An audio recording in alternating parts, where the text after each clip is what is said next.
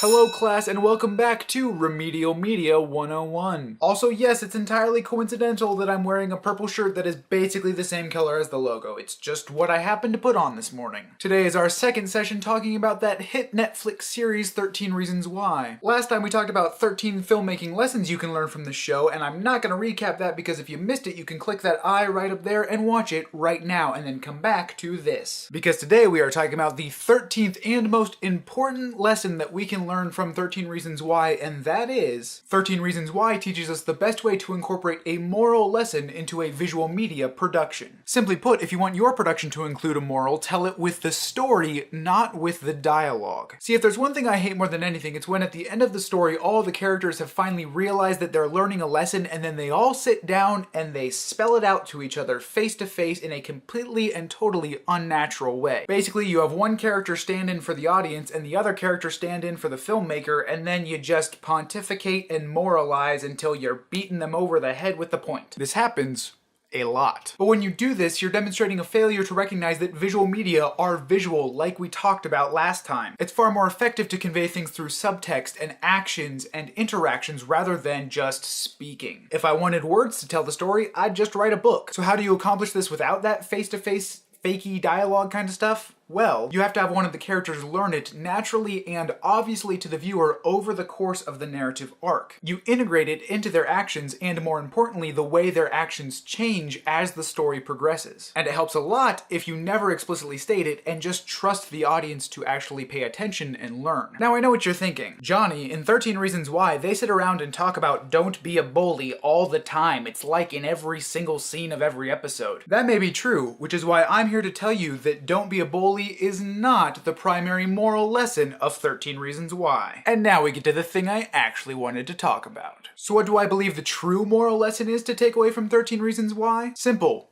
Take responsibility for your actions. See, if you assume that the primary message of 13 Reasons Why is one of anti-bullying, you lose out on three major and necessary components for a successful television show. Number one, you lose out on interesting character arcs. For the most part, all of the most important bullying in the show happens in the past. All of the characters are reacting and dealing with something that has already happened. Furthermore, the show never goes very far into the future to tell you how their lives will be changed after the events of the television show. Therefore, if it's all about them learning not to be bullies, you don't have any kind of destination or progression for them. You're just kind of left with, this is the way they are. And that makes for very boring characters. But when you view it through the lens of responsibility, all of a sudden characters like Alex and Hannah's parents have really deep and rich character development that occurs. The parents start out in almost complete denial, looking for someone they can blame and looking for some reason why all of these things happened completely out of their control. But by the end, they've recognized a lot of their failings as parents, and their goal is to move forward into the future trying to prevent this kind of tragedy from ever happening to another student. I mean, Hannah's dad says point blank in episode 10, we owe it to the next kid to make sure this doesn't happen again. He recognizes his responsibility toward the future. Alex is another fascinating case study because he starts out completely denying that he did anything wrong, saying the list that he made was just a joke and everyone needs to let it go. But in episode 3, he starts this development where first he recognizes internally that he is responsible for something. He's hanging out with Justin and his friends at Bryce's house when all of a sudden he seems to recognize that